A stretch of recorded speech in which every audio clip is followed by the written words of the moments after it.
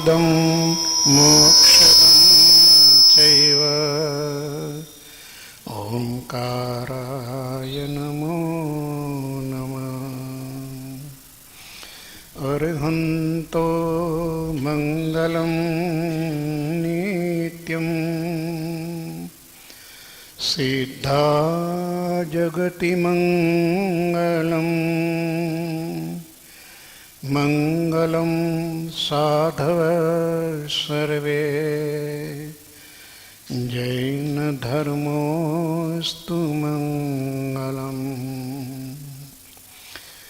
मङ्गलं देव सर्वज्ञं निर्ग्रन्थो गुरुमङ्गलम् मङ्गलं वीतरागश्रुत जैनधर्मोऽस्तु मङ्गलम्। मङ्गलं भगवान् वीरो मङ्गलं गौतम प्रभु मङ्गलं स्थूलिभद्राद्या जैनधर्मोऽस्तु मङ्गलम्। महादेव्या कुक्षिरत्नं शब्दजेतर्वात्मजं राजचन्द्रमहं वन्दे तत्त्वलोचनदायकं प्रभु तत्त्वलोचनदायकम्।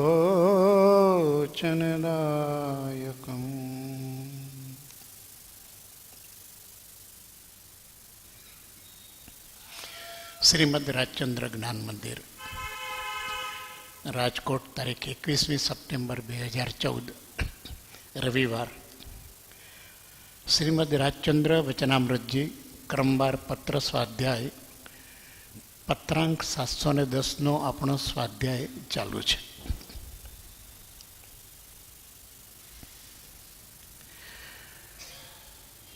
આત્મા સચ્ચિદાનંદ, જ્ઞાનાપક્ષાએ સર્વવ્યાપક, સચ્ચિદાનંદ એવો હું આત્મા એક છું એ વિચારવું, ધ્યાવવું. નિર્મળ, અત્યંત નિર્મળ, પરમ શુદ્ધ, ચૈતન્ય ઘન પ્રગટ આત્મ સ્વરૂપ છે. સર્વને બાદ કરતાં કરતાં જે અબાધ્ય અનુભવ રહે છે તે આત્મા છે. જે સર્વને જાણે છે તે આત્મા છે. જે સર્વભાવને પ્રકાશે છે તે આત્મા છે. ઉપયોગમય આત્મા છે. અવ્યાબાદ સમાધિ સ્વરૂપ આત્મા છે. આત્મા છે. આત્મા અત્યંત પ્રગટ છે, કેમ કે સ્વસંવેદન પ્રગટ અનુભવમાં છે. આત્માના 6 પદ અથવા 6 અવસ્થાઓ, એને વિશે કૃપાળુદેવે 6 પદના પત્રની અંદર આત્મ સ્વરૂપની વિવેચના કરી છે. આત્મસિદ્ધિ શાસ્ત્રની અંદર પણ આ 6 પદને ઓળખાવ્યા છે. અને જ્ઞાનીજનોએ પણ સમ્યક દર્શન પ્રાપ્ત કરવા માટે જે તત્વની શ્રદ્ધા કરવાની છે એમાં આત્માના આ 6 પદની ઓળખથી આત્મ સ્વરૂપનું ઓળખ કરી અને એનું પ્રતીતિ કરવાની છે.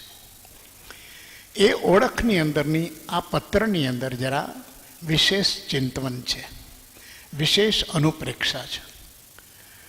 જીવ કેવળ આત્મા જે અરૂપી છે, અમૂર્ત છે, અદ્રશ્ય છે, એનો શબ્દ બોલવાથી એને હજુ કોઈ ભાવધારા જાગતી નથી. કૃપાળુદેવે કહ્યું છે કે ધ્યાનના ઘણા પ્રકાર છે, પણ એમાં સૌથી શ્રેષ્ઠ ધ્યાનનો તો એ પ્રકાર છે કે જેમાં આત્મા વર્તતો હોય. હવે ધ્યાન કરવા આપણે બેસીએ પણ આત્મા વર્તે નહીં, શૂન્યતા વર્તે કદાચ, એ ધ્યાન નથી. મૂઢતા એ ધ્યાન નથી. ઘણા લોકોને ભ્રાંતિગત ખ્યાલો હોય છે, પણ આત્મા નું ધ્યાન જ્યારે કરવાનું છે ત્યારે આત્મ સ્વરૂપ એની અંદર એક કેન્દ્રમાં હોવો જોઈએ. આત્માનો વિચાર હોવો જોઈએ. નિર્વિચારતા એ ધ્યાનનું સ્વરૂપ નથી. નિર્વિકલ્પતા એ ધ્યાનનું સ્વરૂપ છે. કે જે વિચાર આત્માનો છે એ બાબતમાં કોઈ વિકલ્પ નથી. આત્માનું સ્વરૂપ જેમ છે તેમ પોતાને સતત ભાસતું હોય અને ભાષ્યમાન થતાં પ્રતીતિમાં આવે અને ત્યારે એ સંવેદ્યન થાય ને સ્વસંવેદન પદ છે. આત્માની ઓળખાણ એ સ્વસંવેદ્ય છે. અહીંયા એક પદ દ્વારા આત્મ સ્વરૂપની વિશેષ ચિંતના અહીંયા કૃપાળુદેવે ફરમાવી છે. આપણે વિચાર કરી લીધો 2 લીટીનો કે આત્મા છે એ સતચિત આનંદ છે અને જ્ઞાન અપેક્ષા એ સર્વવ્યાપક છે. બીજી હવે કહે છે કે હું આત્મા એક છું. અહીંયા ફરીથી આત્મતત્વ વિશેની સ્પષ્ટ ધારા છે કે હું આત્મા એક છું, સ્વતંત્ર છું, મારું પોતાનું અસ્તિત્વ છે, હું કોઈના અંશ રૂપે નથી, હું પોતે જ છું. તો એ વિચાર કે આત્મા એક જગતની અંદરનું સ્વતંત્ર એકમ છે, જે પૂર્ણ એકમ છે અને જે સ્વતંત્ર છે, અવલંબિત નથી, એક છું. આવા જ્યાં જેટલા આત્માઓ છે બધા આત્માઓ એક રૂપે આવા અનેક આત્માઓ છે. પ્રત્યેક સ્વતંત્ર છે, પ્રત્યેકને પોતાની ઓળખ છે, પ્રત્યેકને પોતાનું અસ્તિત્વ છે. તો હું આત્મા એક છું, નિર્મળ, અત્યંત નિર્મળ. એ આત્મા નિર્મળતા છે. એ નિર્મળ કેવો છે? તો યશોવિજયજીના સ્તવનમાં આવે છે કે જેમાં નિર્મળતા સ્ફટિક તણી રહે, જેવું સ્ફટિક રત્ન એ કેવું નિર્મળ છે તો કોઈ રંગની કલ્પના એને લગાવી શકાય નહીં. અલબત્ત જ્યારે વ્યવહારથી જોવામાં આવે સ્ફટિક રત્ન ત્યારે કંઈ ને કંઈ ઝાંઈ પડતી હોય, વાતાવરણની જે પદાર્થો પર રાખ્યો હોય તેની આસપાસના હોય તે, પણ સ્ફટિકને પોતાનો કોઈ રંગ નથી. એ બધી જ વસ્તુ દૂર થાય તો પેલી ઝાંઈ નીકળી જાય. પણ એવી સ્થિતિ તો વ્યવહારમાં પાછી બનતી નથી. પણ સ્ફટિકનું સ્વરૂપ તો એવું છે કે એને પોતાનો કોઈ પણ પ્રકારનો રંગ નથી. જેમ પાણીને કોઈ આકાર નથી, કોઈ આકાર નથી, પણ જેવા વાસણની અંદર એને મૂકવામાં આવે એવો આકાર એ ધારણ કરી લે.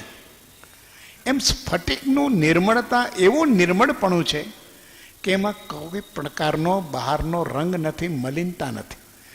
આત્માની મલિનતા શું છે તો કે એને કર્મનું આવરણ છે. કર્મની મલિનતા એ આત્માની મલિનતા છે. પણ આત્મા નિશ્ચયથી ઓળખવો છે જેને, એનું સ્વરૂપનો અભ્યાસ કરવો છે તો આત્મા અત્યંત નિર્મળ છે. કર્મ કલંક વિનાનો, જેમ પૂર્ણિમાનો ચાંદ છે એ કલંક રહિત પૂરેપૂરા પોતાના તેજથી પ્રકાશિત, એમ અત્યંત નિર્મળ, પરમ શુદ્ધ. પરમ શુદ્ધ એટલે શુદ્ધતાની ઉચ્ચ કોટી, સર્વોત્કૃષ્ટ શુદ્ધિ. ચૈતન્ય ઘન એ આત્મા છે. એક અમુક જગ્યાએ એનું ચૈતન્ય છે અને અમુક જગ્યાએ નથી. એના અમુક ભાગમાં ચેતના છે અને અમુક ભાગમાં ચેતના નથી, એવું નથી. આત્મા જ્યારે દેહ વ્યાપક છે ત્યારે એક એક દેહના અણુની અંદર આત્માની ચેતનાના પ્રદેશો એકમેક સાથે જોડાઈને રહેલા છે.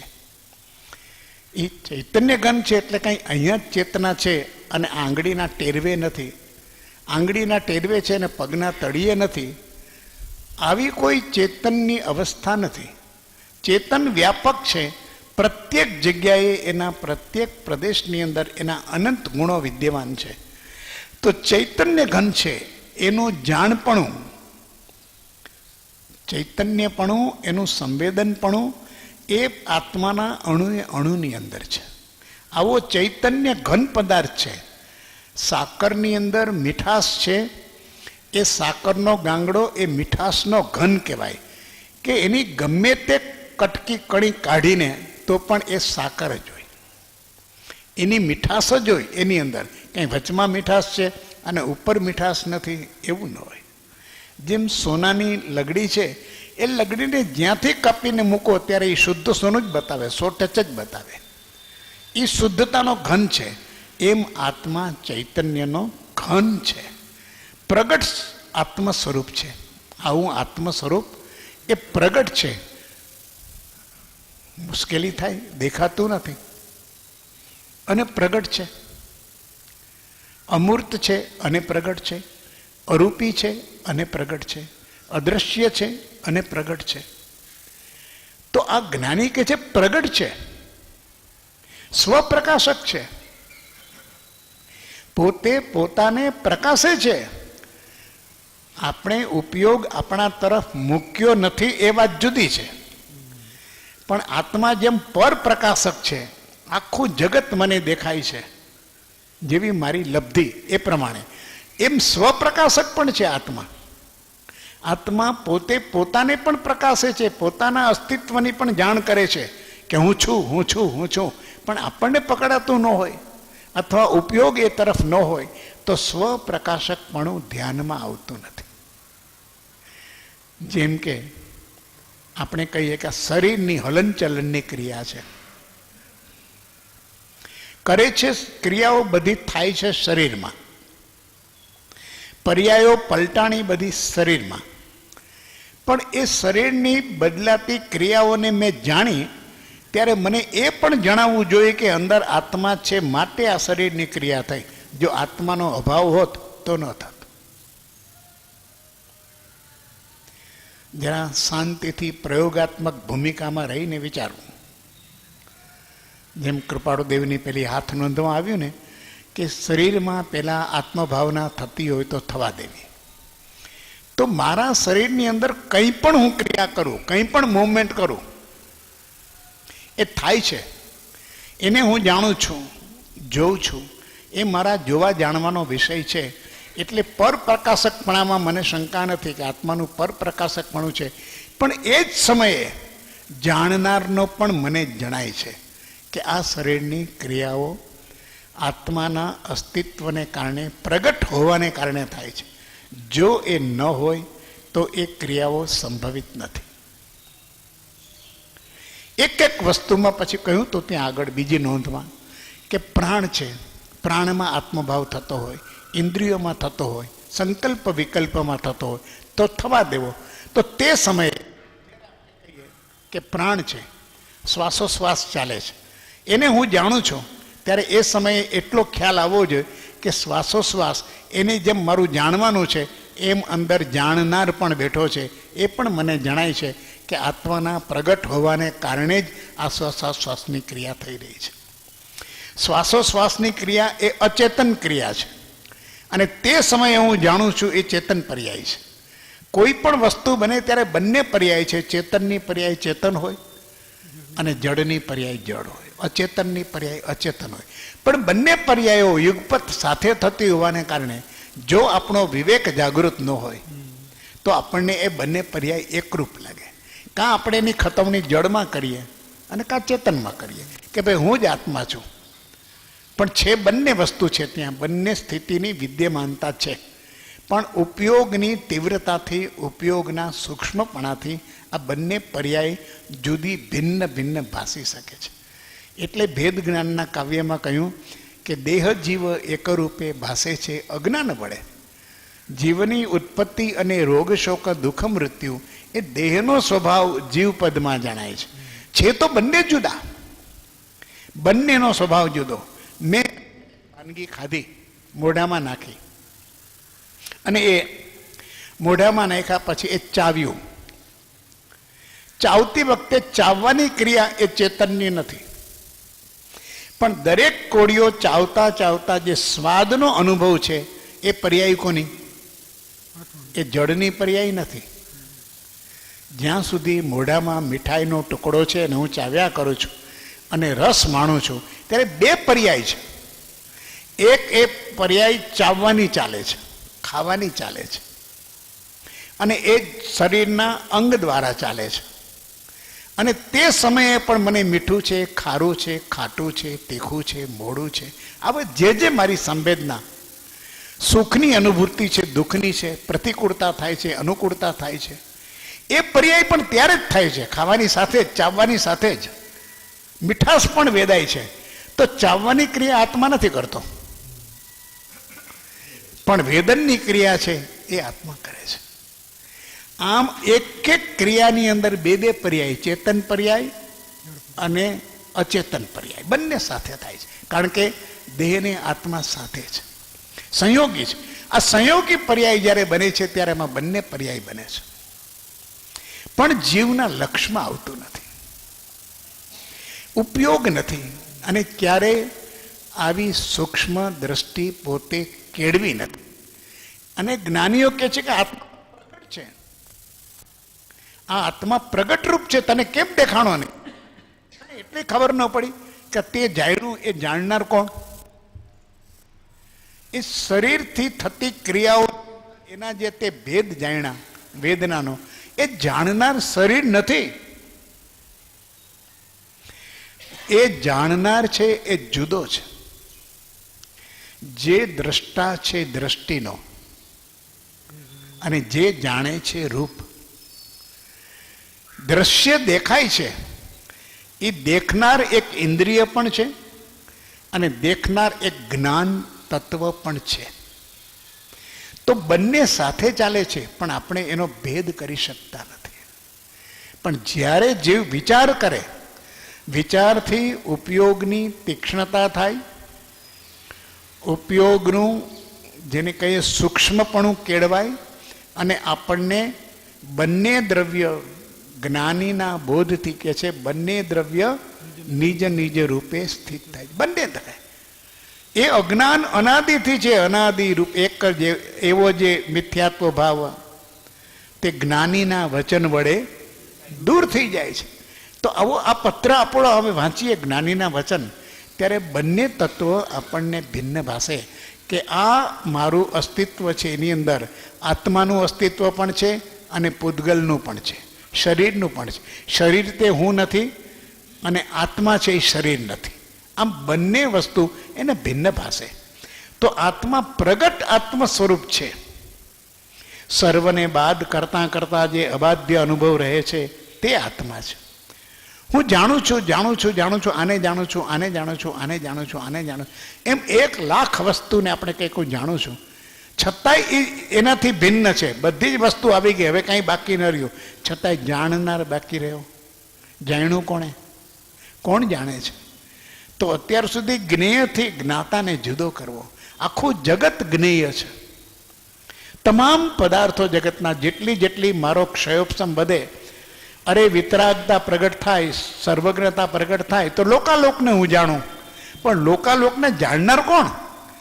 જાણનાર છે એ જે વસ્તુ જણાય છે એનાથી જુદો છે ને છે. એ જુદો છે એ તો જણાય છે. આવી અદ્ભુત સ્વરૂપ છે. સર્વને બાદ કરતા કરતા સર્વ અવસ્થાને વિશે ન્યારો સદા જણાય, પ્રગટ રૂપ ચૈતન્યમય એ એંધાણ સદાય. શિષ્ય પૂછે છે કે કંઈક જુદું એંધાણ તો આપો, અમારે આત્માને ઓળખવો કેવી રીતે? આ અનાદિકાળથી આ લક્ષમાં જ આવતો નથી, અને તમે કહો છો કે તું જ આત્મા છું. આ મને કોઈ એનું ચિહ્ન તો આપો, નિશાની તો આપો. આનંદ ગંજી જેવા કે નિશાની કહા બતાવવું રે? તને શું નિશાની બતાવવી? તું આખા જગતને જાણે છે એ તું છો. ઘટપટ આદિ જાણતું, તેથી તેને માન. જાણનાર તે માન નહીં, કહીએ કેવું જ્ઞાન? તું કે આને હું જાણું છું, આને હું જાણું. જેને તું જાણસ એને માનસ કે ના મને ખબર છે, કેમ કે મેં જાણ્યું છે, મેં જોયું છે ને, અરે નજરે જોયેલું છે, અનુભવ્યું છે. કોણે અનુભવ્યું? તો કે જાણનાર તે માન નહીં. એ જાણનારો જે છે એ બધી અવસ્થાથી ન્યારો છે, જુદો છે, એક તત્વ છે, ચૈતન્ય તત્વ છે, જ્ઞાતા તત્વ છે. એને માનતો નથી. કહીએ કેવું જ્ઞાન, આ તારું જ્ઞાન કેવું? આત્માની શંકા કરે આત્મા પોતે આપ, શંકાનો કરનાર તે અચરજ એ હમ આપ. આવું અચરજ તો અમે જગતમાં ક્યાંય જોયું નથી. મૂઢતાની પણ કોઈ હદ હોય. એ કહે છે કે અરે તું તારી શંકા કરસ, હું મને માનતો નથી. પણ તું તારે માનતો નથી તો તું માનનાર ને તું જુદો છો? કોણ છે? કોણે કહ્યું? ક્યાંથી ભાવ આવ્યો? કોના વિશે આવ્યો? તું કોને નથી માનતો? આવો જ્યારે અંદરમાં થોડો ઉહાપો જાગે, થોડી વિચારણા જાગે, થોડી અનુપ્રેક્ષા જાગે અને આ ધ્યાનસ્થ અવસ્થામાં આવે, બિલકુલ પોતાનું એના વિચાર વિવેકપૂર્વક શાંત ભાવે જો કર્યા, ખૂબ શાંતિપૂર્વક બેસીને પોતાના સંયોગી સ્વરૂપનો વિચાર કરે અને સંયોગીમાંથી એમાં જળ અને ચેતનનો સંયોગ એટલે આ મનુષ્ય દેહ, એ બંને સંયોગની અંદર બંને તત્વોને જુદા પાડવાની વિચારણા કરે કે આનાથી જણાય છે અને આનાથી જાણનારો જુદો છે, આનાથી ક્રિયા થાય છે અને ક્રિયાની અંદરના ભાવને પકડનારો જુદો છે. એમ પોતાને પોતાના અનુભવની અંદર પોતાનું સ્વરૂપ આવે એને જ્ઞાનીઓ કહે છે કે આત્મા પ્રગટ સ્વરૂપ છે. સર્વને બાદ કરતા કરતા જે અબાધ્ય અનુભવ રહે છે, હવે એને બાદ કરી શકાતો નથી. એ જે છે તે આત્મા છે. બસ હું આત્મા છું, આ જાણનાર હું છું. આ સિવાય કે જાણનાર ને તું જાણી લે એટલે હવે પછી વિશું કંઈ શેષ રહેતું નથી. જે સર્વને જાણે છે તે આત્મા છે. સર્વને જાણે કેમ કે જ્ઞાતા છે. જ્ઞાતાનો અર્થ જ એ કે જાણવા યોગ્ય જે પદાર્થ હોય એ એનો વિષય હોય, એનાથી એ અજ્ઞાત રહી શકે નહીં અને પેલો પદાર્થ પણ એનાથી છૂપો રહી શકે નહીં. જાણનાર છે એની જાણપણાની બહાર જગતની કોઈ ચીજ સંભવી શકે નહીં. તો સર્વને જાણે છે. જે સર્વ ભાવને પ્રકાશે છે તે આત્મા છે. ભાવ પદાર્થ જુદી જુદી અવસ્થામાં હોય. પર્યાય ભાવ શબ્દ અહીંયા આપણે જેને આત્માનો ભાવ કહીએ છીએ એ નથી. અહીંયા ભાવ શબ્દની અપેક્ષા વિવક્ષા જુદી છે. ભાવ એટલે પદાર્થનું તત્કાલીન સ્વરૂપ, તે સમયની પદાર્થની અવસ્થા, એને ભાવ કહેવામાં આવે છે. જેમ કે આપણે કહીએ કે કોઈ પદાર્થ લઈએ કે આ ફૂટપટ્ટી છે, પણ છે પૂતગલની, પણ અત્યારે ભાવ સ્વરૂપમાં આ ફૂટપટ્ટી છે, ભાવ સ્વરૂપમાં આ પુસ્તક છે. તત્વ સ્વરૂપની અંદર આ બધા પૂતગલના પ્રકારો છે, બધું પૂતગલ છે. પણ ભાવ સ્વરૂપ શું છે? તો ભાવમાં દરેકની ભિન્નતા, દરેક પદાર્થની અવસ્થા જુદી જુદી છે. અને આ આત્મા માત્ર પદાર્થને નથી જાણતો, સર્વ ભાવને જાણે છે. એટલે હું માત્ર સાકરને નથી જાણતો, એની મીઠાશને પણ જાણું છું, એના રૂપને પણ જાણું છું, એના આકારને પણ જાણું છું, એના કદને પણ જાણું છું, એના વજનને પણ જાણું છું. આ આત્માનું જ્ઞાન પણ એવું છે કે પદાર્થનો માત્ર આ લાકડું છે એમ નથી જાણતો, લાકડું નહીં પણ બારણું છે, બારી છે એમ જાણું છું. આ એનો ભાવથી જાણવું. પદાર્થને દ્રવ્યથી જાણવું તો કયો કે બધા જ સર્વે માન્ય પૂતગલ એક સ્વભાવ જો, બરાબર જાણી લીધું. તો બધા જ જાણું છું નહીં, પછી દરેક પ્રકારના આભૂષણો જુદા જુદા છે, તો દરેક આભૂષણને પણ હું જાણું છું. આટલી શક્તિ આત્માની પદાર્થને જાણવાની છે એટલું જ નહીં, પણ પદાર્થની અવસ્થાને જાણવાની છે. આ રસોઈ છે એમ જાણે છે એમ નહીં, પણ આ રસોઈ બળી ગયેલી છે, દાઝી ગયેલી છે, કાચી છે. આ એનો ભાવ છે, ભાવ સ્વરૂપ છે, એને પણ હું જાણું છું. સર્વ ભાવને જે પ્રકાશે છે એ આત્માની એની જાણપણામાં આવે એને પ્રકાશવું કહેવાય. કે જોયું કે તરત જ એને ખ્યાલમાં આવી ગયો. આત્માનું જ્ઞાન એવું છે કે પદાર્થને જાણે અને પદાર્થની અત્યારે અવસ્થા શું છે એ પણ જાણે. એ અવસ્થા પ્રકાશે છે તે આત્મા છે, ઉપયોગમય આત્મા છે. આત્મા ઉપયોગમય છે. એટલે કોઈ પદાર્થો અસ્તિત્વમાં છે ને જાણવા માટે શું કરવું પડે? તો કે આત્માએ એનો પોતાનો ઉપયોગ મૂકવો પડે. ઉપયોગ મૂકે એટલે એનું જાણપણું પૂર્ણપણે વધે. તો ઉપયોગમય આત્મા છે. જ્યાં જ્યાં જે છે આખા જગતમાં એ ઉપયોગ મૂકે તો એને આખું જગત પોતાને જ્ઞેયપણે જણાય છે. અવ્યાબાદ સમાધિ સ્વરૂપ આત્મા છે. હવે ક્યાંય ઉપયોગ ન મૂકે તો એને કોઈ જગતના પદાર્થો એની શાંતિને, એના સુખને, એની સમાધિને બાધા પહોંચાડી શકે નહીં, કંઈ ન કરી શકે. કારણ કે એનું પોતે પોતાના ઉપયોગની અંદર છે ને સમાધિ સ્વરૂપ છે. વસ્તુને જાણવાનું સતત કર્યા કરે તો આપણે કહીએ કે તો આખું જીવને કેટલી બધી અશાંત થઈ જાય. તો આ પોતાની સમાધિને અનુભવ તો હશે કે નહીં? તો કે હા, ઉપયોગ પોતાનો બંધ કરે. વસ્તુ બધી હોય પણ ઉપયોગ આપણે ન મૂકીએ તો વસ્તુ તો ચાલ્યા કરે. અહીંયા આપણે કહે કે ઝાડ છે ને પાન છે ને પવન છે ને હાલે છે ને એક પાંદડું પડ્યું ન પડ્યું ન પડ્યું પડવાનું પડશે ને ન પડવાનું ન પડશે. સૂર્યના કિરણો અત્યારે વધઘટ થશે, ક્યાંક તડકો આવશે, ક્યાંક છાંયો થશે, આવું બધું એ આપણે ઉપયોગ મૂકીએ તો ખબર પડે, આમ તો ન ખબર પડે. અહીંયા બેઠા છીએ તો હવે એટલે આ વાદળા આવી ગયા, એ વાદળા આવી ગયા એને જ ખબર પડી કે જેનો ઉપયોગ અહીંથી ત્યાં ગયો એને ખબર પડે કે અત્યારે તડકો ઓછો થઈ ગયો છે. એમને એમ ન ખબર પડે. તો આત્મા ઉપયોગમય છે અને ઉપયોગમય છે અને એ ઉપયોગને જ્યારે શાંત કરે, પરનો ઉપયોગ ખસેડીને પોતાના ઉપયોગને સ્વમાં સ્થિત કરે, એને કહેવાય સમાધિ. તો આત્મા સમાધિમય છે. એ સુખ અને શાંતિનો અવ્યાબાદ અનુભવ કરી શકે છે. અવ્યાબાદ એટલે જગતની કોઈ પણ પરિસ્થિતિને જાણે છે છતાં એને બાદ કરી શકતી નથી. આવો એના ઉપયોગની તાકાત છે. પરમાંથી ઉપયોગ ખસેડીને સ્વની અંદર સ્થિર કરે તો એ સંન્યાસી, એ ઋષિ, એ સાધુ પોતાના ઉપયોગની અંદર સ્વમાં સ્થિત છે. તો ગમે તેવો પરિસર અને ઉપસર્ગ હોય તો પણ એની શાંતિને ચલાયમાન કરી શકે નહીં. મેરુ ડગે પણ એના મનની સમાધિ ડગે નહીં.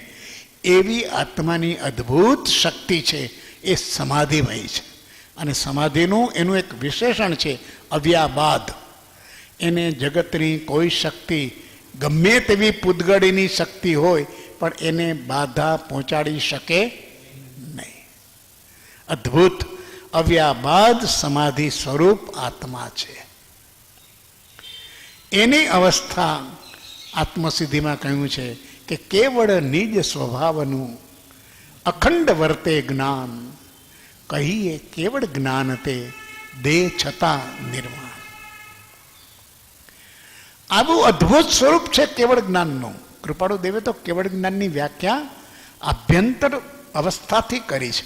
એણે કહ્યું કે બાહ્ય મહાત્મ્યથી કેવળ જ્ઞાનને નહીં સમજવાનું, પણ જેને પોતાના નિજ સ્વરૂપમાં અખંડ ઉપયોગ છે, એનો ઉપયોગ હવે ક્યાંય પર વસ્તુમાં, પર પદાર્થમાં, પર ચીજમાં, પર પર્યાયમાં પણ જતો નથી. આવો ઉપયોગ જેનો સ્વ સ્વરૂપમાં સ્થિત છે અને એને જૈન દર્શનમાં શબ્દ છે આત્મ સ્વરૂપમાં રમણતા. રમણતા એટલે આત્માને જાણવો, ઓળખવો ને એમાં જ રમવું, એક લીન થઈ જવું, એક તાર થઈ જવું. આ આદર્શ સ્થિતિ છે. તો એવો આત્મા સમાધિ સ્વરૂપ છે. આત્મા છે અત્યંત પ્રગટ છે, કેમ કે સ્વસંવેદન પ્રગટ અનુભવમાં છે. આત્મા અહીંયા વાત છેલ્લા વાક્યની અંદર મૂકે છે કે આત્મા છે અત્યંત પ્રગટ છે. અત્યંત પ્રગટ છે એટલે કોઈને પૂછવા જવું પડે એમ નથી. તને પોતાને જ જો ઉપયોગ મૂક તો ખ્યાલ આવે કે આ મારું શરીરની આખી હલનચલનની ક્રિયા, આ શ્વાસોશ્વાસ ચાલતી ક્રિયા, આ શરીરની અંદર ચાલતી અનેક ક્રિયાઓ, આ મારા સંકલ્પ વિકલ્પો જે ચાલે છે તે, આ મારી ઇન્દ્રિયો પોતપોતાના વિષયની અંદર એનું જ્ઞાન કરે છે, પ્રવૃત્તિ કરે છે, તે બધાનું કારણ આત્મા છે. એક આત્માને બાદ કરો તો એકેય વસ્તુ સંભવિત ન થાય, વાત પૂરી થઈ જાય. ન શરીર હાલી ચાલી શકે, ન શ્વાસોશ્વાસ ચાલે, ન ઇન્દ્રિયોનો કોઈ વેપાર થઈ શકે, ન સંકલ્પ વિકલ્પ થાય. મન, વચન અને કાયાના તમામ વેપાર આ ત્રણેય યોગના ઠપ થઈ જાય. કારણ કે ઓલો પ્રગટ એવો આત્મા, એની ગેરહાજરી થઈ, એનો અભાવ થયો, તો આ ગમે તેવા આ ત્રણેય યોગો પડ્યા હોય એનું કંઈ ચાલે નહીં. આટલો પ્રગટ આત્મા છે, અને છતાં ઘણીવાર આપણને એમ થાય કે હારું આત્મદર્શન થતું નથી. અરે આત્મદર્શનમાં તો ઓળખાણની શરૂઆત કર. જ્ઞાનીઓએ કહ્યા છે એ બધા લક્ષણોથી આત્માને ઓળખવાનો પ્રયત્ન કર, સ્થિરતા કર. અને જ્યારે આત્માને ઓળખવો છે ત્યારે બીજા જગતના પદાર્થને ઓળખવામાંથી પાછો તો વળ. આજે તો એ છે કે નવરો નથી પડતો એ બહારમાંથી, તો આખું જીવન પર પદાર્થ, પર પ્રપંચમાં જ ચાલ્યું જાય છે, એટલે ક્યારેય સ્વ સન્મુખ થતો નથી. આત્માને બહિર્મુખપણામાં ક્યારેય ન ઓળખાય. એક જન્મ નહીં, અનંત જન્મો પસાર કરે. બહિર્મુખપણું એટલે ઇન્દ્રિયોના વ્યાપારથી જગતને જોતો હોય, જગતમાં રાચતો હોય, રાચી માચીને જગત સાથે એકરૂપ થયો હોય, એને આત્મા ન મળે. આત્મા માટે તો અંતર્મુખ થવું પડે. ઇન્દ્રિયોના વેપારને સંક્ષેપ કરવા પડે, સમેટવા પડે, એને શાંત કરવા પડે. અને એટલા જ માટે કહ્યું છે કે આસનની સ્થિરતા કરો, અને શ્રેષ્ઠ આસન જીન પ્રતિમાનું આસન એ પદ્માસન છે. શરીરની, દેહની કર્મેન્દ્રિયો એને શાંત કરો, વાચાને મૌન કરો, ઇન્દ્રિયોના વેપારને બંધ કરો, અને પછી જે પોતાનો ઉપયોગ છે એ ઉપયોગનો વેપાર બહાર નહીં, હવે ઇન્દ્રિય દ્વારા ઉપયોગ બહાર જાય છે એ બંધ. તો ઉપયોગ જશે ક્યાં? તો કે અંતર્મુખ કરો. અને અંતર્મુખ થવાથી એને પોતાના આત્માનું જે સ્વરૂપ છે એ પેલા ભાષ્યમાન થાય, પછી અંશે અનુભવમાં આવે, પ્રતીતિમાં આવે, અને પ્રતીતિમાં આવે એને પછી અનુભૂતિમાં થાય કે હું તો સર્વથી ભિન્ન છું, અસંગ છું, પૂર્ણ છું, ઉપયોગમય છું, ચેતનવન છું, અબાધ છું. આવું મારું દિવ્ય સ્વરૂપ છે, અને તે હું છું. એના થકી તો હું આ જગતને જાણું છું, એના થકી તો આ બધી ક્રિયાઓ ચાલ્યા કરે છે, એનો હું સાક્ષી છું. આવી અદ્ભુત ચિંતવના કરે તો એને આત્મદર્શન થાય. પણ એની એક જ શરત કે અંતર્મુખ થાઓ. પરમ કૃપાળુ દેવે મુનિઓને પણ કહ્યું કે દેહમાં સ્થિત છતાં દેહથી ભિન્ન એવો સ્વ પર પ્રકાશક પરમ જ્યોતિ સ્વરૂપ ચૈતન્ય ઘન દેહાતીત એવા આત્મ સ્વરૂપમાં નિમગ્ન થાઓ. હે મુનિઓ, હે આર્યજનો, અંતર્મુખ થઈ સ્થિર થઈ તે આત્માનો અનુભવ કરો તો અપાર આનંદ અનુભવશો. કોને પૂછવા જવું છે વારંવાર? ઠેક ઠેકાણે કાં પૂછે છે? તો કે ઠેક ઠેકાણેથી આનો ઉત્તર નહીં મળે. 631ના પત્રમાં લખ્યું છે કે તું પૂછમાં આ અપૂર્વ ભાવ તને મળે તો તને મળશે, બાકી નહીં મળે. આ કઈ દુકાને વેચાતો નથી આત્મા કે તું અહીંયા પૂછવા જાસ ને પછી અહીંયા પૂછવા જાસ ને આને પૂછી આવીને હવે અહીંયા જઈ આવીએ. આ દોડાદોડ મૂકીને તારી દોડાદોડ હડિયાપટ્ટી શાંત કર, સ્વસ્થ ભાવની અંદર સ્થિર થા, અને તારો ઉપયોગ એ જ તારી તાકાત છે, તારું જ્ઞાન સ્વરૂપ એ જ તારી મૂડી છે. આત્માના ગુણ વડે આત્માને જાણો. આત્મા જ્યારે જણાશે ત્યારે જ્ઞાનથી જણાશે, અને જ્ઞાન ગુણ બીજા કોઈનો નથી, તારો પોતાનો છે. અનંત જ્ઞાનનું સ્વરૂપ તું છો. કૃપાળુ દેવે એને સીધી વાતમાં કહ્યું કે કર વિચાર તો પામ. વિચાર કોણ કરે? આપણે જ કરીએ. જ્યારે વિચાર કરવો છે તો આપણા વતી કોઈ વિચાર કરશે? વિચાર કરનાર પોતે જ છે. તો તું તારા જ્ઞાનને ઉપયોગમાં લાવ. તો તારા જ્ઞાનથી જ આત્મા વડે આત્માને જાણી શકાય. આ વિપස්සનાનો ધ્યાન પ્રયોગ છે, એનું પહેલું સૂત્ર છે કે તું આત્મામાં થઈને આત્મા વડે આત્માને જાણ. અને નિશ્ચય નહીંની જે વાત ચાલે છે સમયસાર, એમાં પણ છટકારક શક્તિઓ બતાવી છે. સડકારક, એ સડકારક તત્વ આત્મા જ છે કે આત્માને આત્મા વડે, આત્માથી આત્મામાં, આત્મા થકી જાણો. એમાં કંઈ બીજું આવતું નથી આત્માને જાણવામાં. આત્માને આત્માથી જ જણાય, પણ આત્માની પાસે જાણવાનો ગુણ છે. એ ગુણ અને એના ઉપયોગ વડે એ આત્માને પૂરેપૂરો સંપૂર્ણ જાણી શકાય. એ છે તે આત્મા નિત્ય છે. આ બીજા પદની વાતમાં આવ્યા કે જે આત્મા છે, અમે જે કહ્યું આ પ્રગટ સંવેદન સ્વરૂપ સ્વસંવેદ્ય છે, અનુભવમાં આવે એવો છે, એ નિત્ય છે. એ ક્યારેય કંઈ જન્મ થયો ત્યારે ઉત્પન્ન થયું અને મૃત્યુ થશે એટલે દેહ છૂટી જશે એટલે આત્મા વયો જશે, એવું નથી. એ નિત્ય છે. શું કામ? તો કે અનુત્પન્ન અને અમિલન સ્વરૂપ હોવાથી એ અનુત્પન્ન છે. નાશ એનો જ થાય કે જેની ઉત્પત્તિ થઈ હોય એનો. જેની ઉત્પત્તિ જ નથી, જે સહજ છે, જે વિશ્વમાં સહજ છે, એને કોઈએ ઉત્પન્ન કર્યું નથી, એનો નાશ બની શકે નહીં, સંભવિત નથી. તો એક અનુત્પન્ન છે અને બીજું અમિલન રૂપ છે. એ નાશ થાય તો એનું અસ્તિત્વ કોઈને કોઈ પરમાણુ રૂપે ક્યાંક ને ક્યાંક કોકની સાથે જોડાય. જેમ પૂતગલ પરમાણુના ગમે તેટલા આપણે પ્રકાર છે, એનો નાશ થાય ત્યારે એ પાછા પૂતગલ પરમાણુ પૂતગલમાં ભળી જાય. અત્યંત નાશ કદી સંભવી શકે નહીં. હોય તેહનો નાશ નહીં, નહીં તેહ નહીં હોય. આ સિદ્ધાંત છે.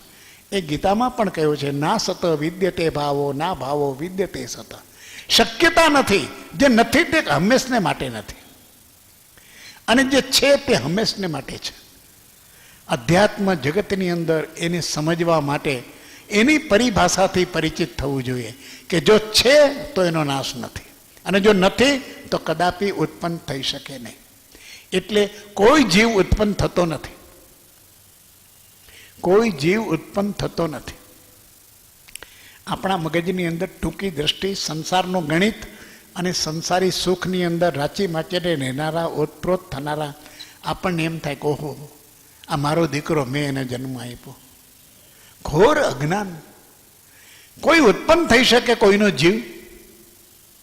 જીવ ઉત્પન્ન થવાની વસ્તુ છે? થઈ શકે નહીં. એમ એનો નાશ પણ ન થાય.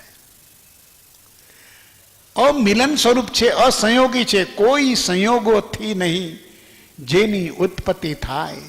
નાશન તેહનો કોઈમાં, તેથી નિત્ય સદાય. આત્મસિદ્ધિની ગાથાઓની ચાવીઓ હાથમાં રાખો અને એક એક વાતને સમજવા પ્રયત્ન કરીએ. આખો માર્ગ સમજણનો છે. સમજ પીછે સબ સરળ હૈ, બીનું સમજ મુશ્કેલ. જે બહુ મુશ્કેલી, જેને સાધના માર્ગ મુશ્કેલ લાગે છે, કઠિન લાગે છે, સમજવું કે એનામાં સમજણનો અભાવ છે. એ ગાંડાની જેમ દોડ્યા કરે છે. સમજણ નથી એનામાં. સમજણને માટે તો જ્ઞાની પુરુષનું વાક્ય છે કે સમજ પીછે સબ સરળ. અને આ હોય કે બહુ મુશ્કેલીઓ, બહુ મરી ગયા, હેરાન થયા, એવી સીધી ને એવી સાધના, હવે થાકી ગયા, અણસમજણમાં જે એવા પતી ગયું. વાત પૂરી કર હવે તું. કારણ કે ત્યાં તો આનંદ પ્રગટે. સમજણ હોય તો પ્રસન્નતા આવે. ચિત્ત પ્રસન્ને રે પૂજન ફલ કહ્યું, પૂજા અખંડિત કપટ રહિત થઈ આત્મ અર્પણા રે. આનંદ ઘન પદ રે ઋષભજિનેશ્વર પ્રીતમ મારો રે. આવા પરમાત્માની પૂજા કર અને તને થાક લાગે. શું થયું? પૂજા કરીએ એવો, અત્યારે મારું મગજ ઠેકાણે નથી. વાહ, તું પૂજા કરીએ એવો, તારું મગજ ઠેકાણે નથી.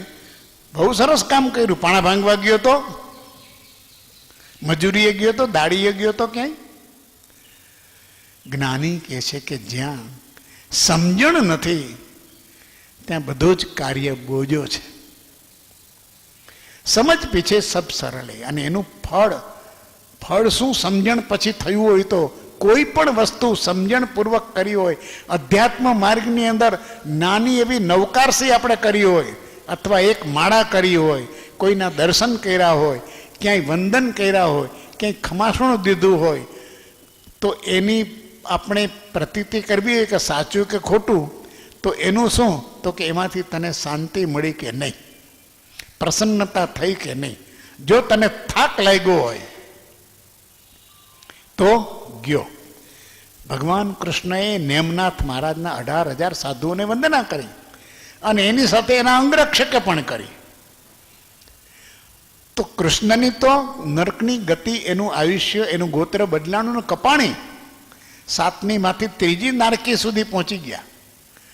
એટલે પછી એને કહ્યું કે ભગવાન આને એટલો લાભ થયો છે ને, તો કે એને કાંઈ લાભ નથી થયો. એને એક્સરસાઇઝ કરી, એને વ્યાયામ કર્યો 18,000 સાધુને વાંધવાનો. કાં કે તું વાંધતો હતો એટલે એ તો એનો અંગરક્ષક, એટલે એને તો વાંધવું જ પડે ને, તો કર્યું એણે સમજપૂર્વક વંદના કરી નથી.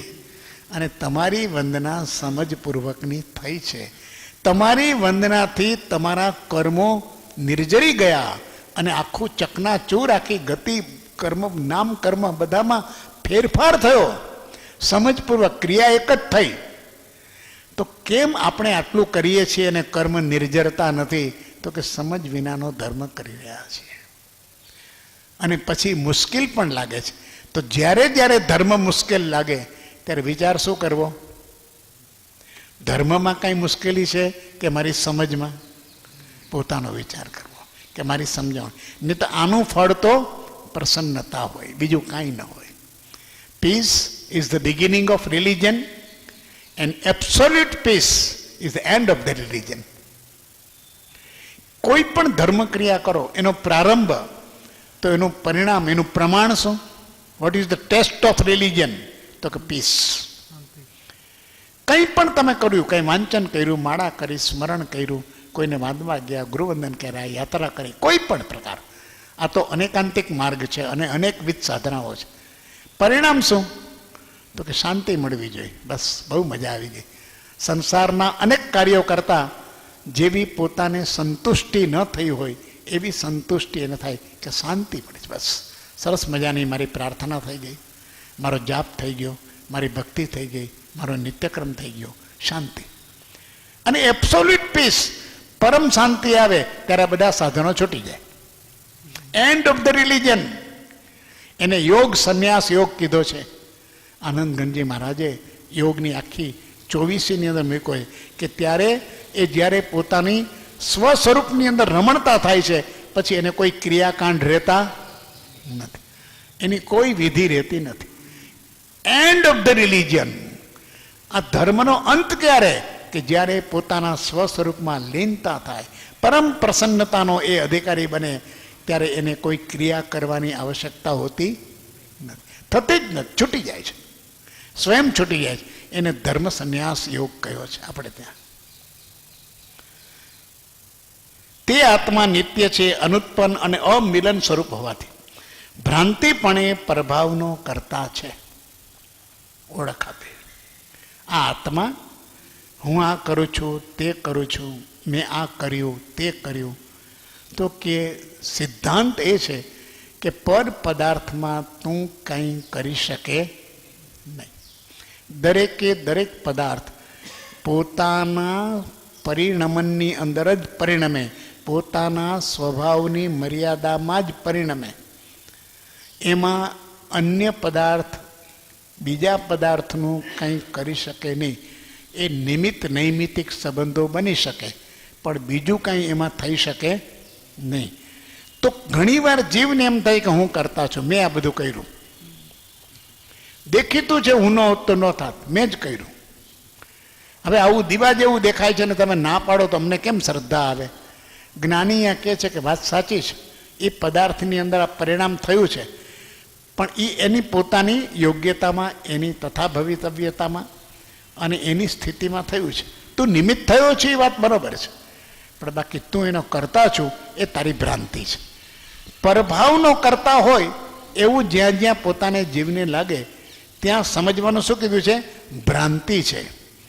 ભ્રાંતિ છે એટલે હું કરતો નથી અને થયું છે એમાં મારું કર્તૃત્વ છે એવો આરોપ કરવો, એવી માન્યતા કરવી, એવી મિથ્યા શ્રદ્ધા કરવી, આ ભ્રાંતિ છે. એમ આ જગત આખા સંસારની અંદર ભ્રાંતિપણે કરતાપણું કરી રહ્યો છે. જો કરતાપણું બે પ્રકારનું છે. ચેતન જો નિજ ભાવમાં કરતા આપ સ્વભાવ, વર્તે નહીં નિજ ભાવમાં કરતા કર્મ પ્રભાવ. જો ચેતન પોતાના ભાનમાં છે, સ્વભાવમાં છે, નિજ ભાનમાં છે, તો પોતાના સ્વભાવનો કરતા પોતે છે. દાખલા તરીકે ક્રોધનું નિમિત્ત બન્યું, એક પ્રસંગ ઉપસ્થિત થયો, એક ઘટના બની, અને ઘટના પોતે એની સાથે ક્યાંક ને ક્યાંક અનુબંધથી જોડાયેલો છે. એના પ્રત્યાઘાત રૂપે પોતાને ક્રોધ આવ્યો, વિભાવ થયો, વિકાર થયો. અને તે સમયે જો નિજ ભાનમાં, ચેતન જો નિજ ભાનમાં, પોતે પોતાના સ્વરૂપના ભાનમાં હોય, તો ત્યારે એ ક્ષમાનો કરતા બને, ત્યારે એ ક્ષમાનો કરતા બને. અને વર્તે નહીં નિજ ભાનમાં, અને ત્યારે નિજ ભાનમાં ન હોય અને દેહ ભાનમાં હોય તો શું થાય? એ વિભાવનો કરતા બને, સ્વભાવનો કરતા ન બને. કરતાપણું બે પ્રકારે થયું, સ્વનો કરતા અને પરનો કરતા. પરનો કરતા એ ભ્રાંતિ અને સ્વનો કરતા એ સ્વભાવ. હું પરનું કરું છું અથવા થાય છે અથવા મેં કર્યું, આવી જે સમજ છે એ અણસમજ છે, એ ભ્રાંતિની સમજ છે. તું કરી શકતો નથી, તું કરી શક. ક્રોધ થવો એ તો વિભાવ છે, અને એનું કરતા કર્મ પ્રભાવ. જો ઘટના બની અને તું તારામાં ન રહ્યો, તારો સ્વભાવ શાંતિ છે, સમતા છે, સંભાવ એ તારો સ્વભાવ છે, પણ તું ન રહ્યો, કર્મના પ્રભાવમાં આવી ગયો. કર્મના ઉદયના કારણે આ ઘટનામાં તું હાજર હતો, તું એનો નિમિત્ત હતો અથવા તારી ઉપસ્થિતિ હતી, અને તે ક્રોધ કર્યો. તું ક્ષમા પણ કરી શકત, તું શાંતિ પણ ધારણ કરી શકત, તું મૌન પણ રહી શકત. જેટલી તારી જાગૃતિ, જેવી તારી જાગૃતિ. જો તારી જાગૃતિ હોત કે હું માત્ર જ્ઞાતા દ્રષ્ટા છું, જોનાર છું, આ વસ્તુ બનવાની છે તે બની રહી છે, તો તારો સંભાવ પણ રહી શકે. આવી બધી સ્થિતિ કૃપાળુદેવે અપૂર્વ અવસરની અંદર ગાય છે, એક એક અવસ્થામાં, કે આવી સ્થિતિ બને, ઉગ્ર એવો ઉપસર્ગ થાય, ચક્રવર્તી વંદના કરે, એવી અત્યંત નિધાન એવું દેખાય, પોતાને લાભનું કારણ, તો પણ શુદ્ધ વર્તે સમભાવજો. એમાં એના સંભાવમાં કંઈ ફેરફાર ન થાય, કારણ કે એને ત્યારે નિજની જાગૃતિ વર્તે છે. તો એ પોતે કરતા બને છે ક્યારે? તો કે જ્યારે એ પોતાના ભાનમાં નથી, તો કર્મના પ્રભાવમાં. જગત જીવ હૈ કર્માધીના. આ જગતના જીવો તો કર્મના પ્રભાવની અંદર તણાઈ જાય છે, અને એથી કરીને એ વિભાવો કરે, કશાયો કરે અને કર્મ બંધ કરે. આ પ્રવાહ ચાલ્યા કરે છે, અનંતકાળથી આમ જ ચાલે છે. જ્યારે પોતે પોતાનું સ્વરૂપ સમજશે, ત્યારે એ પોતાનો સ્વભાવ કરશે કે આવા પ્રસંગે એ ક્ષમા ધારણ કરશે, સમતા ધારણ કરશે, શાંતિ ધારણ કરશે, મૌન ધારણ કરશે. આ એના છૂટવાના ક્રમ છે બધા. તો કે છે કે પરભાવનું કરતાપણું જ્યાં સુધી જીવમાંથી ખસતું નથી, તો ત્યાં સુધી હજુ એને ભ્રાંતિ ઘણી છે. આ ભ્રાંતિના આધાર ઉપર જ આપણા લગભગ વ્યવહારો થતા હોય છે. એ ભ્રાંતિપણે પરભાવનો કરતા છે અને તેના ફળનો ભોગતા છે. આ ત્રીજું પદ ચાલે છે, અને ચોથું પદ સાથે મૂકી દીધું, કેમ કે ત્રીજું ને ચોથું પદ એક સિક્કાની બે બાજુ છે. જો કરતાપણું હોય તો ભોગતાપણું અનિવાર્યપણે છે, અને જો કરતાપણું ન હોય તો ભોગતાપણું કોઈ કાળે સંભવે જ નહીં. પરભાવની અંદર ભ્રાંતિપણે કરતા છે, એટલે એના ફળનો ભોગતા છે. પછી એ દલીલ એવી કરે કે હવે મેં કાંઈ જાણ્યું નહોતું, આ તમારી અણસમજણ હતી, મને ખબર નહોતી. તો કર્મના સિદ્ધાંતમાં આ ચાલતું નથી. કર્મના સિદ્ધાંતમાં કે મને ખબર નહોતી ને મારાથી આ ધ્યાન બહાર રહી ગયું અને મેં ક્રોધ કર્યો, તો કે છે ચાલતું નથી. તું વિભાવનો કરતા તું જ છો. ભ્રાંતિપણે કસાયો તે કર્યા છે, વિભાવો તે બાંધ્યા છે, પ્રમાદ તે કર્યો છે, અવિરતિ તે કરી છે.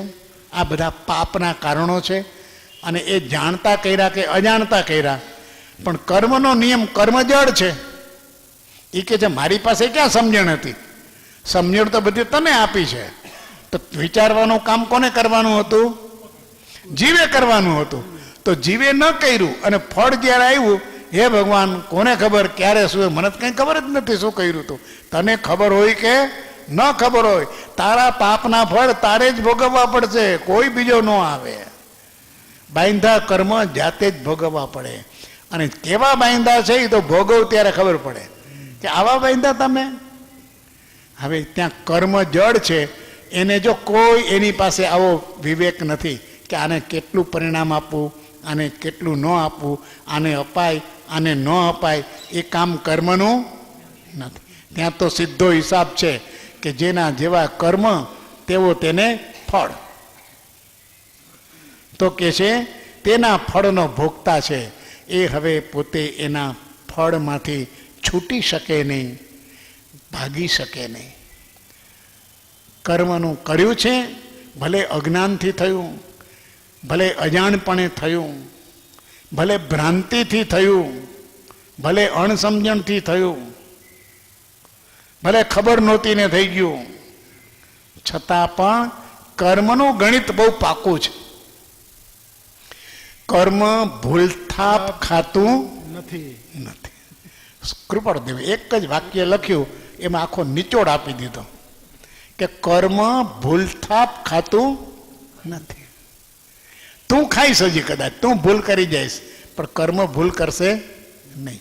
માટે આપણે આજે કર્મના ફળ ભોગવવા પડે છે. જે ક્યાંય આપણને તાળો મળતો નથી કે આ શું કામ મને આ આવ્યું, આટલો નાનો છોકરો આમ કેમ આમ ગુજરી ગયો, આની આટલી અવસ્થા હતી ને આને કેમ આવા આના ઉપર દુઃખ પડ્યા. જગતમાં વિચિત્ર ઘટનાઓ એટલી બધી બને છે, ચિત્ર વિચિત્ર છે એ ઘટનાઓ, એનો કોઈ તર્ક મળતો નથી આપણને, વૈજ્ઞાનિક કોઈ કારણ મળતું નથી. આટલું વિજ્ઞાન આગળ વધ્યું છે. જગત 21મી સદીમાં છે. આ 2100મી સદીમાં જાય ને તો એનો કંઈ આરોવારો આવે એમ નથી. એ બધાય વૈજ્ઞાનિકોને ખબર નહીં પડે કે થયું કેમ, આને આમ અને આને આમ થયું કેમ. એક એક વ્યક્તિના જીવનની અંદર ઘટનાઓ બને, જે ક્રમ બને છે એ જોતા ક્યાંય કોઈ જાતની કોઈ ચોપડીનો નિયમ લાગુ કરવા જઈએ તો ત્યાં લાગુ થતો નથી. જ્ઞાનીઓએ તો કેટલા કેટલા ઉદાહરણો આપ્યા છે કે એક માના 2 દીકરા હોય તો એક ન્યાયાધીશ હોય ને એક મૂઢ હોય, મૂર્ખ હોય, એક સશક્ત પહેલવાન હોય અને એક અપંગ હોય. આ બધું જ શક્યતા છે. આવા અનેક પ્રકારના, એક શ્રીમંત હોય ને એક ચિત્રે હાલ હોય, ભિખારી થઈને રખડતો હોય. આટલી આટલી વિચિત્રતા. આનું વૈજ્ઞાનિક કારણ શું? તો વિજ્ઞાન જેદી સમજશો તેદી ખબર પડશે. અને કર્મનું વિજ્ઞાન શેના આધાર ઉપર ચાલે છે? આત્માના ભાવ ઉપર, એની ભ્રાંતિ ઉપર કર્મનું વિજ્ઞાન ચાલે છે. જો એની સમજણ છે તો એને ફળ નહીં મળે, અને જો અણસમજણની અંદર કરશે તો ફળ અવશ્ય મળ્યા વિના નહીં. દિનબંધુની વ્યવસ્થા જ એવી છે કે છૂટવાના કામીને બાંધતો નથી અને બંધાવાના કામીને છોડતો નથી. લે આ મેં તને ન્યાય કહીશ, અને આનો ચોપડો જ્યાંથી મળે અહીંયા વાંચી લેજે. અને જે વૈજ્ઞાનિકને આનું એક્સપર્ટ થવું હોય એને કહેજો કે પછી દરેકનું તમે નિદાન કરો. હજી સુધી આ ધરતી ઉપર આવો કોઈ પુરુષ પાક્યો નથી અને પાકવાની કોઈ સંભાવના. વિતરાગ સિવાય આ કોઈનું કામ નથી, કોઈનું ગજું નથી, કોઈની મજાલ નથી. આટલા આટલા વૈજ્ઞાનિકોના આપણે ગુણગાન ગાય, બુદ્ધિશાળીઓના, પણ કોઈની તેવડ નથી. આ વિતરાગ વિજ્ઞાનને જાણનારા છય દ્રવ્ય જે જાણે અને છય દ્રવ્યના સ્વભાવને જે જાણે એણે તરત જ આનો તાળો મેળવી લીધો અને જગતની અંદર કર્મ નામના તત્વની શોધ કરી. આ જૈન દર્શન. જીવ નામનો તત્વ જેમ પરિપૂર્ણ શોધી કાઢ્યો કે જીવ એક છે, અખંડ છે, કોઈએ ઉત્પન્ન નથી કર્યો. કોઈ ભગવાન આવ્યા ને કંટાળી ગયો તો થોડા જીવ ઊભા કર્યા ને પછી પાછા બધાને બોલાવી લેશે ને આમ આવી બધી કોઈ કલ્પના ગાંડ પણ આ જ્ઞાનીઓએ કર્યું નથી. એક એક જીવ એની શોધ કરી છે અને બીજી શોધ કરી છે આ જીવની બદલાતી અવસ્થા એનું કારણ એના કર્મ. એ કર્મનું કારણ વિભાવ, દ્રવ્ય કર્મનું કારણ ભાવ કર્મ અને ભાવ કર્મ એ જ જીવનો પોતાનો વિભાવ. ભાવ કર્મની જ કલ્પના માટે ચેતન રૂપ. જો ચેતન કરતું નથી, નથી થતા તો કર્મ. એક એક વાત આત્મસિદ્ધિમાં તો એવી કીધી છે કે યુગોના યુગો સુધીનું તમે વાંચો તો જે વસ્તુ ન સમજાય એ એક પદની અંદર સમજાઈ જાય, એક ચરણની અંદર સમજાઈ જાય. અને એની અંદર આટલું બધું રહસ્ય ઠાલવી દીધું છે. કેટલી બધી લબ્ધિ જ્ઞાનીઓના ઉપકારની આપણે વાત કરીએ અથવા એમની આટલી વિશેષતાઓ કલ્પના ન કરી શકાય કે આવું ગહન વાતો આવી સરળતાથી મૂકી દીધી છે. પણ જીવના લક્ષમાં આવતી નથી કારણ કે દ્રષ્ટિ ન હોય ત્યાં સુધી એ લક્ષ પકડાતો નથી. તો કે છે તેના ફળનો ભોગતા છે. ભ્રાંતિ પણ એ પ્રભાવનો કરતા છે, પણ ભાન થયે સ્વભાવ પરિણામી છે. જો એને પોતાનું ભાન થાય તો સ્વભાવ પરિણામી છે. આ જીવની બીજી વિશેષતા કે સમજ પીછે સબ સરળ હૈ. જે સ્વરૂપ સમજ્યા વિના પામ્યો દુઃખ અનંત. પણ સ્વરૂપ સમજાઈ ગયું તો દુઃખની વાત જ રહેતી નથી. એટલે એ જો કે છે કે ભાન થયે, જો એને પોતાનું પરમ પુરુષ પ્રભુ સદગુરુ પરમ જ્ઞાન સુખધામ જેણે આપ્યું ભાન નિજ, જો પોતાનું ભાન થાય તો સ્વભાવ પરિણામી છે. અને સ્વભાવ પરિણામમાં કર્મનો બંધ પડતો નથી, પડી શકે નહીં. અને કર્મના બંધ વિના આ કોઈ સુખ દુઃખ છે જ નહીં. આ એકેય વિચિત્રતા નથી, એકેય વિશેષતાઓ નથી. આ કર્મને કારણે છે. આખા જગતની વિશેષતાઓ વિચિત્રતાઓ આ બધી કર્મના ખેલ છે. પણ સ્વભાવ પરિણામીને કર્મ હોતા જ નથી. એનું શું? તો ભાન થયે પણ સ્વભાવ પરિણામી એટલે પોતાના સ્વરૂપનું યથાર્થ ભાન હોવું. તે સદગુરુના ઉપદેશથી આવ્યું અપૂર્વ ભાન. આ ભાન થવું અને સદગુરુના બોધ વિના, સદગુરુના ઉપદેશ વિના આવું ભાન થવું સંભવિત નથી. જગતના ચોપડા વાંચ્યાથી આવું ભાન ન થાય. જ્ઞાની પુરુષના બોધ વચન વિના આવો આત્માની અંદર પ્રકાશ સંભવિત નથી. આ જ્ઞાનનો પ્રકાશ છે. આ ટોર્ચ કે બેટરીનો નથી કે ગમે તેવું પાવરફુલ સાધન લાવીને કે ગ્લો આનું એટલું બધું લાઇટની કેપેસિટી આટલી છે, આ બેટરી બહુ પાવરફુલ છે. આ જ્ઞાનની બેટરી છે. આ સર્વજ્ઞના જ્ઞાનના બોધનો આ પ્રકાશ છે. અને એ પ્રકાશ જાય તો અંતરની અંદર જે પ્રકાશ થાય છે સ્વરૂપનો સર્વથા સ્વભાવ પરિણામ તે મોક્ષ છે. પાંચમું પદ કે ભાન થયે એ સ્વભાવ પરિણામી છે. અને આવું સ્વભાવ પરિણામ એનું શાશ્વત રહે. કેટલીક વાર ઉપશમ થાય, ક્ષય ઉપશમ થાય, પણ ક્ષયિક જો બની જાય સ્વભાવ પરિણામ કાંઈ ફેરફાર ન થાય. કોઈ વાર ચડ ઉતર આવે, ક્ષય ઉપશમ એને કીધું છે કે કોઈ વાર એનું જ્ઞાન રહે, કોઈ વાર સંકેત પાવરફુલ થાય, કોઈ વાર કર્મનો પ્રારબ્ધ પાવરફુલ થાય, ચાલ્યા કરે. પણ એ ઘટમાળમાંથી ચાલતો ચાલતો ચાલતો ચાલતો જ પોતે પોતાનો માર્ગ આગળ વધારતો જાય છે. પણ જ્યારે ક્ષયિક એને સંકેત થાય છે, ક્ષયિક જ્ઞાન થાય છે, તો એની અંદર તો સર્વથા સ્વભાવ પરિણામમાં જ રહે છે. હવે એનામાં વિપરિણામ થતા નથી, વિભાવ પરિણામ થતા નથી, વિકાર પરિણામ થતા નથી. એટલો જાગૃત છે તો કે સર્વથા સ્વભાવ પરિણામ તે મોક્ષ છે. સર્વથા આવા સ્વભાવ પરિણામ થાય આને મોક્ષ કહે છે. ભ્રાંતિમાં છે ત્યાં સુધી એનો સંસાર છે. સંસારના બે સ્વરૂપ છે, એક કર્મબંધની અવસ્થા અને બીજી કર્મફળ ભોગવવાની અવસ્થા. બાંધે છે એ સંસાર છે અને ભોગવે છે એ સંસાર.